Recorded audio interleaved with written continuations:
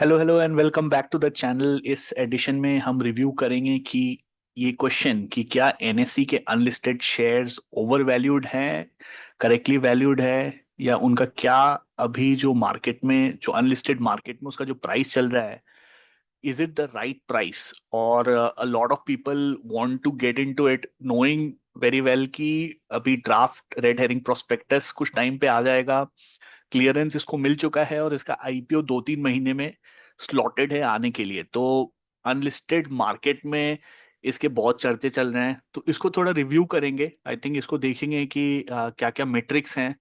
बहुत time I think हम लोग इन्वेस्ट कर देते हैं बिना मेट्रिक्स देखे, बट हमारा गोल यही रहेगा कि कुछ सजेस्ट नहीं कर रहे हैं हम, ये बस इंफॉर्मेशन पास कर रहे हैं, एजुकेशनल इंफॉर्मेशन है ये।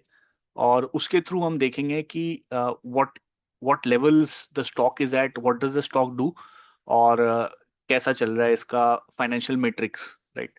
तो यहाँ पे अभी आप देखेंगे अनलिस्टेड मार्केट में इसका 2058 प्राइस पे चल रहा है ये, ठीक है। और अगर हम इसका प्राइस जर्नी देखेंगे तो काफी मतलब flattish in terms of the range जो ये पकड़ा हुआ है 2000 से, वो इसी रेंज में चल रहा है ना।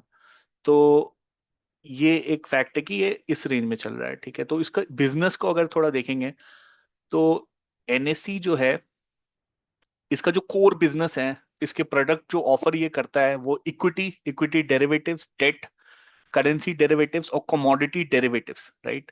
तो ये अपने एक्सचेंज के थ्रू ये सारी प्रोडक्ट्स पास ऑन करता है और इस पे एक कमीशन लेता है, जिसके थ्रू इसका टॉप लाइन बनता है और इसके सारे खर्चे उर्चे निकाल के फिर इसका प्रॉफिट्स हमें दिखता है, राइट। इसका जो की इसके जो की स्ट्रेटेजिक फोकस एरिया है वो है कि exchange offer support to long term investment, ठीक है, hedging and price discovery, right. अभी क्या हो गया है कि इसका अगर हम कुछ टाइम में प्रॉफिट एंड लॉस स्टेटमेंट देखेंगे तो रेवेन्यू का आप फ्लो देखेंगे कि रेवेन्यू एक समय पे बहुत हाई नंबर पे था। तो यहाँ पे अगर हम एनालाइज करें तो इसके प्रॉफिट एंड लॉस स्टेटमेंट में मार्च 2022 तो 17,140 करोड़ का इसका रेवेन्यू था। और आप देखेंगे इसमें एक डाउनवर्ड डाउनवर्ड ट्रेजेक्टरी हमें देखने को मिल रहा है, राइट। तो सेबी और गवर्नमेंट ओवर स्पेकुलेशन से बहुत कंसर्न्ड है। मतलब उनका मानना है कि बहुत सारा hard earn money house holds का एक तरीके से कुएं में घुसते जा रहा है। और बहुत सारे रिपोर्ट्स पब्लिश हो रहे हैं कि मेजॉरिटी ऑफ द इन्वेस्टर्स जो ट्रेडिंग करते हैं वो पैसा नहीं बनाते हैं। बहुत सारे कॉस्ट्स में चेंजेस लाए जा रहे हैं, बहुत सारे स्ट्रिक्ट रूल्स लाए जा रहे हैं। तो मैं उस रूल से उतना वाकिफ नहीं हूं क्योंकि मैं उतना ट्रेडिंग नहीं करता हूं, बट ओवरऑल यही है कि इसके वजह से आपको रेवेन्यू में एक डेफिनेट डाउनफॉल देखने को मिल रहा है, राइट। तो इसमें अगर हम इसका परसेंटेज देखेंगे कि आपने कमाई कैसे करती है, तो पहले तो इसमें ये देख लेते हैं ग्रुप स्ट्रक्चर में क्या क्या कंपनीज आती हैं। तो इसमें एनएससी क्लियरिंग लिमिटेड और ये सारी चीजें, तो इसमें भी रेवेन्यू रिकॉग्निशन में कुछ चेंजेस सेबी ने किए हैं।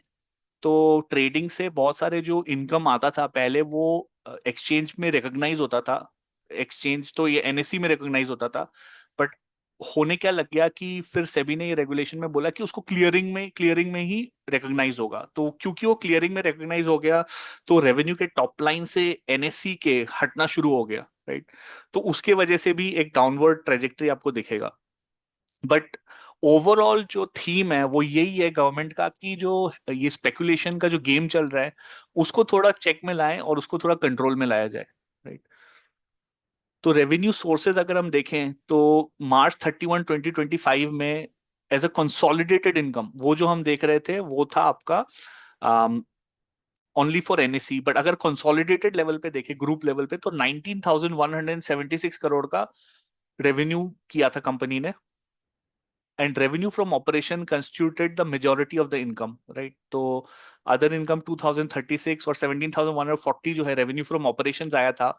अगर रेवेन्यू फ्रॉम बिजनेस सेगमेंट में को भी ब्रेक डाउन करे तो उसमें आप देखेंगे ट्रेडिंग सेगमेंट का जो रेवेन्यू है वो 15,559 करोड़ पे है। और ये जीरोधा का भी एक बहुत बड़ा कंसर्न है। तो अगर आप इनके इंटरव्यूज देखते होंगे जीरोधा के ओनर्स के या फाउंडर्स के, तो वो अपना अर्निंग्स जो है उनके पास जितना भी कैश पड़ा है अपने बुक्स पे उसको कॉन्स्टेंटली अलग अलग बिजनेसेस में डाइवर्सिफाई करने की कोशिश कर रहे हैं। क्योंकि उनको पता है कि जो ट्रेडिंग से जो उनका जो इतना बिग चंक ऑफ इनकम आ रहा है वो एक तरीके से बहुत खतरे में है। और वो 50% से भी शॉर्ट हो सकता है, फॉल हो सकता है। तो मतलब वो हमेशा कंसर्न रहते हैं। तो हमें ये समझना पड़ेगा कि जो एनएससी का जो अर्निंग है, एक तरीके से ट्रेडिंग उसमें बहुत बड़ा भागीदारी निभाता है। और ये सब भागीदारी निभाते हुए भी हम एनएससी और बीएससी को भी कंपेयर करेंगे, और एनएससी का जो मार्केट कैप है और प्राइस टू अर्निंग्स मल्टीपल है, उसको ग्लोबल पेयर से भी कंपेयर करेंगे। तो आप वीडियो के एंड तक बने रहिए। इससे आपको काफी इंफॉर्मेशन मिलेगा, जिससे आप ये कह सकेंगे कि मुझे एनएससी के अनलिस्टेड स्टॉक में सब्सक्राइब करना है या नहीं करना है। या जब उसकी आईपीओ आएगी, आईपीओ ज्यादातर क्या होता है कि जो अंडर राइटर्स होते हैं, ये जो बैंकर्स होते हैं, वो ढिंडोरा पीट के आपको एक ऐसे प्राइस में आईपीओ निकलवाते हैं जो उनके लिए बेनिफिशियल हो और जो कंपनी के लिए बेनिफिशियल हो। तो ज्यादातर क्या होता है कि जो retail investors IPO listing gains के लिए आते हैं, वो एक तरीके से बलि का बकरा होते हैं, क्योंकि आपको ज्यादातर दिखेगा कि आईपीओ के प्राइसेस बढ़ते जा रहे हैं। बट अगर आप ठीक से एनालाइज करेंगे तो आप ये भी देखेंगे कि मोर देन 50% जो आईपीओ है वो अंडर, वो प्राइस लिस्टिंग जो होता है उसके नीचे ही जाते हैं, राइट। तो ये सारी चीजें, और अनलिस्टेड शेयर में थोड़ा रिस्क ये भी है कि ये सेबी का इसका कांस्टेंट सुपरविजन है। तो कल को जाके अगर कोई रेगुलेशन आता है तो उससे इम्पैक्ट हो सकता है। तो और ऐसा नहीं है कि अनलिस्टेड प्राइस जो भी है उससे आईपीओ प्राइस हमेशा ऊपर ही हो या लिस्टिंग प्राइस ऊपर ही हो। कई बार ऐसा भी हुआ है, आई थिंक टाटा कैपिटल के केस में हुआ है, कि जो भी अनलिस्टेड स्टॉक का प्राइस था उससे जब वो आईपीओ की तरफ गया तो वो आईपीओ में कम प्राइस पे गया। तो कुछ रिस्क हैं अनलिस्टेड मार्केट में। और पहले क्या होता था, अनलिस्टेड मार्केट जो अमीर लोग होते थे, जिनके कनेक्शंस होते थे, वो प्रोसेस करवा लेते थे अपना अनलिस्टेड शेयर्स और अपने अकाउंट में डलवा लेते थे। बट जैसे फाइनेंशियल एक्सेसिबिलिटी बढ़ता जा रहा है, अब अनलिस्टेड स्टॉक में घुसना थोड़ा इजियर बनता जा रहा है। बहुत सारे फाइनेंशियल इंस्टीट्यूशन इसको केटर कर रहे हैं। बट आप रिस्क को समझते हुए, और अगर आपको बहुत ज्यादा मार्जिन ऑफ सेफ्टी दिखे, तभी आप इन्वेस्ट कीजिए, मेरा तो ये मानना है। क्योंकि मुझे तो एनएससी का शेयर पर्सनली बहुत ही ज्यादा ओवर वैल्यूड लग रहा है, और मैं अपने रीजंस बताऊंगा मुझे क्यों ओवर वैल्यूड लग रहा है। तो यहाँ पे आप प्रॉफिट आफ्टर टैक्स देखें तो 12,187, ये सारे कंसोलिडेटेड लेवल्स पे देख रहे हैं हम। और कुछ कुछ थोड़ा मैं आपको अप्राइज भी कर दूं कि क्या क्या चीजें हुई थी एनएससी में। आई थिंक बहुत सारे फ्रॉड हुए थे। एक तो को लोकेशन का फ्रॉड था। को लोकेशन के फ्रॉड में ये हो रहा था कि जो कुछ ट्रेडर्स थे उनको मिली सेकेंड का एडवांटेज मिल जा रहा था। उनके जो भी प्राइसेस रिफ्लेक्ट हो रहे थे वो उनमें 1 या 2 मिली सेकेंड फास्टर हो पा रहे थे, और उसका एडवांटेज लेके वो ट्रेड्स में काफी ज्यादा पैसे बना रहे थे। आप जेन स्ट्रीट का भी आप पढ़ सकते हैं, वो वाइडली है अवेलेबल। और इसमें आई थिंक फाइन्स भी काफी सारे लगे थे एनएससी को। तो एनएससी अभी भी ये सारी चीजें को अलाइन करने की कोशिश कर रहा है, राइट। तो बट फिर भी इस पे बहुत सारे लोग काफी ज्यादा बुलिश हैं। अभी मैं देख रहा था, आई थिंक अमेरिका की एक फंड मैनेजर है जिनका नाम मॉनसून पबराय है, जो मोनीश पबराय की बेटी हैं। तो वो भी कह रही थी कि वो एनएससी पे काफी बुलिश है, क्योंकि उनका मानना है कि एनएससी का जो प्राइस टू अर्निंग मल्टीपल्स है वो बीएससी के प्राइस टू अर्निंग्स मल्टीपल से आधा है। बट मैं उनसे काफी ज्यादा डिसएग्री करना चाहूंगा, क्योंकि बीएससी का जो मार्केट कैप है वो एनएससी के मार्केट कैप से कहीं कम है। तो आगे मैं आपको दिखाऊंगा एग्जैक्टली कितना है, और वहां से वो कितना जा सकता है, उसका प्रोबेबिलिटी कितना होगा, उस पर हम लोग डिस्कस करेंगे। तो यहाँ पे मार्केट पार्टिसिपेशन और इंक्लूजन की जब बात हो रही है, तो unique registered investor base 11.3 crore है, राइट। और इंडिविजुअल इन्वेस्टर्स नाउ होल्ड 18.2% और टोटल मार्केट कैपिटलाइजेशन, ठीक है। और ये देखिए कोलोकेशन लिटिगेशन जिसकी मैं बात कर रहा था, जो प्रॉब्लम हुआ था एनएससी के साथ, the Supreme Court directed SEBI to refund 300 crore to the company. तो सेबी ने ये इल्जाम लगाया था, बट कोर्ट ने इनको रिफंड करने के लिए कहा, तो इनके फेवर में ये केस आया होगा। बट ये सिर्फ एक आइसोलेटेड केस नहीं है। अगर आप इनके केसेस देखेंगे तो ऐसे केसेस पहले भी आए हुए हैं। और एनएससी का एक्चुअली आईपीओ बहुत समय से चल रहा था, बात की ये बहुत पहले रिलीज हो जाना चाहिए, बट वो काफी समय से अटका हुआ था। और यहाँ पे आप देखेंगे कि वो अपना पावर जनरेशन भी जो है वो अपने हाथों में ले रहा है, और ये कह रहा है कि 5 मेगावाट का विंड पावर प्लांट सतारा में उन्होंने लगाया है, और सोलर पावर प्लांट, और उसके थ्रू एनर्जी कंजर्वेशन वो कर पाएगा। और एसटीपी ट्रीटमेंट के थ्रू एक्सचेंज प्लाजा बिल्डिंग में वो पावर सप्लाई कर पाएगा, राइट। तो ठीक है, ये हो गई ऊपर ऊपर की बातें। अब आते हैं काम की बात पे। तो अर्निंग पर शेयर आप देखेंगे 49.24 इस पे दिखा रहा है, ठीक है। मार्केट कैप जो है वो 5,09,000 करोड़ है, राइट, अनलिस्टेड पे। और पी रेशियो जो है 41.8 है, ठीक है। तो मुझे जो ये बिजनेस टाइप है, मुझे ये बिजनेस टाइप बहुत ही ज्यादा पसंद है। बोथ एनएससी और बीएससी मुझे बहुत ज्यादा पसंद है। But at the current valuation, मैं क्या ये कहूंगा कि ये मैं इसमें घुसना चाहूंगा? तो उसका आंसर है स्ट्रेट नो, राइट। उसका अगर मैं देखूं बिजनेस को, पैट मार्जिन 73% का, आरओसी 53.1% का, आरओई 49.4% का, तो लोग ये कहेंगे कि ये तो बहुत ही बढ़िया बिजनेस है। और इसका जो पीई है, ठीक है, 41 पे बैठा है। बट अगर मैं इसको कंपेयर करूं, राइट, मैं दिखाता हूं। तो इसमें अगर जैसे ये इम्प्लाइड पी अनलिस्टेड मार्केट में इसका 46x अगर है, और अभी हम देख रहे थे कि इसका 5 लाख करोड़ के करीब मार्केट कैप है।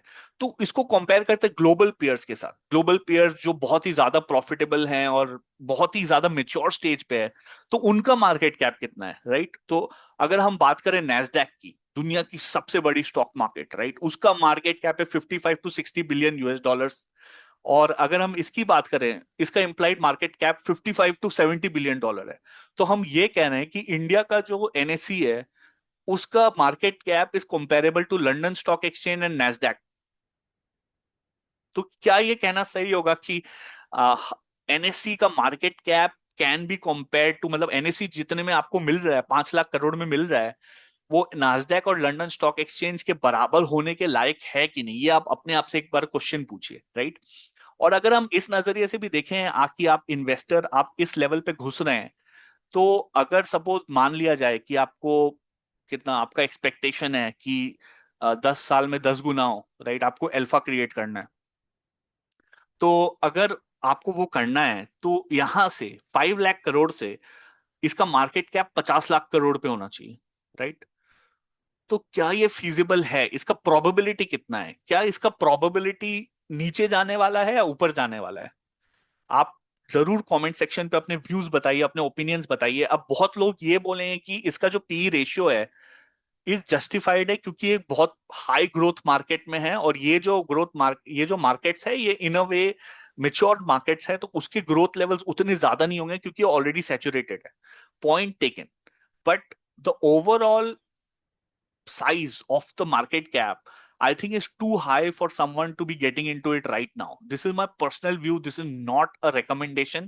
But personally मुझे ऐसा लगता है कि अगर आप 5 लाख करोड़ पे एंटर कर रहे हैं और आपका 10 लाख करोड़ का टारगेट नहीं है, तो 5 लाख पे एंटर कर रहे हैं और आपका 10 गुना 10 साल में टारगेट नहीं है, तो वो तो मतलब, तो अगर मैं मार्जिन ऑफ सेफ्टी से बात करूं, तो मुझे मार्जिन ऑफ सेफ्टी इसमें नहीं दिख रहा है, राइट। तो मुझे ऐसा लगता है। और अगर मैं इसको बीएससी से भी कंपेयर करूं, राइट, एनएससी और बीएससी, रेवेन्यू फ्रॉम ऑपरेशन देखेंगे कि ये सारे लेवल में ये बीएससी से कई बड़ा है। पैट के मामले में भी बहुत ज्यादा बड़ा है।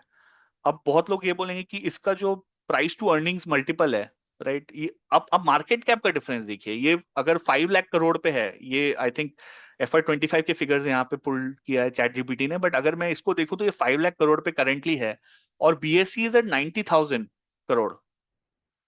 तो अब although the price to earning multiple of BSE is 68x and NSE currently at 41-42x, तो मतलब एक तो price to earnings multiple BSC का हाई है काफी, राइट, और एनएससी का in comparison to BSC the market cap is too high.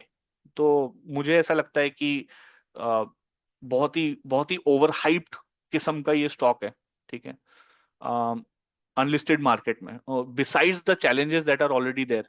तो यहाँ पे मैं नेट रेवेन्यू की बात कर रहा था।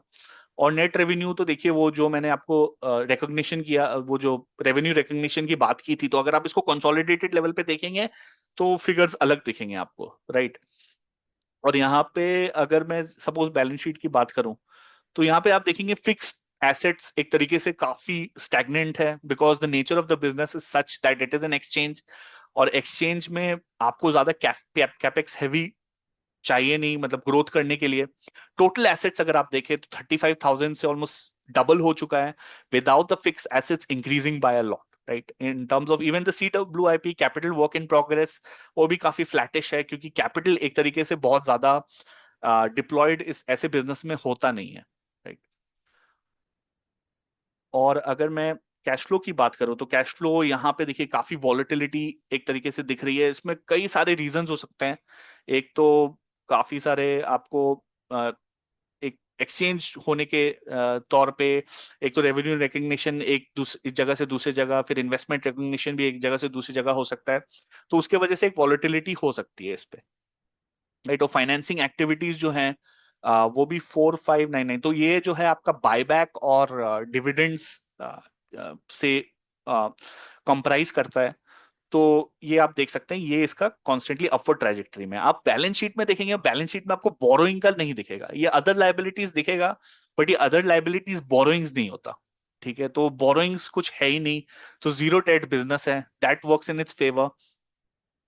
But even then overall I मेरा ये मानना है कि ये बिजनेस जो है, to conclude, it's one of the most amazing businesses out there. But the answer is कि the street already recognizes it and the street has priced it to the fullest.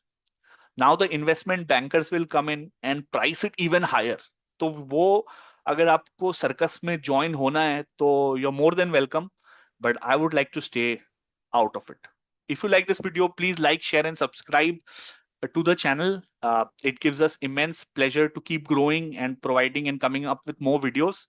अगर आपको कोई, आप चाहते हैं कि मैं और कोई दूसरे टॉपिक्स को कवर करूं, आप डेफिनेटली कमेंट सेक्शन में डालिए। इस एडिशन के लिए यहीं पे खत्म करता हूं। शुक्रिया, thank you and good bye.